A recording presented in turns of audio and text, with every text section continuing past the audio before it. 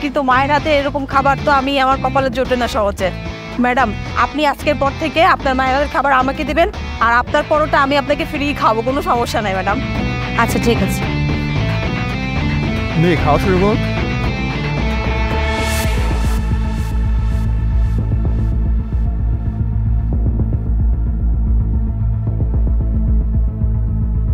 আরে ম্যাডাম, আপনি বসেন, আমি পরোটা নিয়ে আসি আপনার জন্য। আরে না না, আমার জন্য কোনো খাবার আনতে হবে না। আজকে থেকে আমি আমার মায়ের হাতের রান্নাই খাবো। এই যে খাবার নিয়ে এসেছি, এটাই আমি শেষ করব। ও আচ্ছা, তাহলে তো ভালোই। আচ্ছা খান। আচ্ছা শোনো, জি আপা। তুমিও আমার সাথে খেতে বসো। আজকে আমি তোমার জন্য এক্সট্রা খাবার নিয়ে এসেছি। আমার জন্য খাবার? কিন্তু কেন ম্যাডাম? কারণ তুমি আমাকে মায়ের হাতের খাবারের মর্ম বুঝিয়েছো। আমি তো প্রত্যেক দিনই খাবার আনতাম, আর এনে বরাবরের মতো খাবার ফেলে দিতাম, আর সবসময় কিনে কিনে খাবার খেতাম।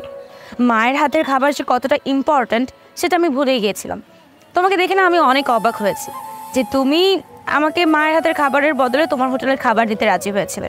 আর এই জন্যই আমি রিয়েলাইজ করলাম যে আজকে আমার মা আছে জন্য আমি তার মর্ম বুঝতে পারছি না।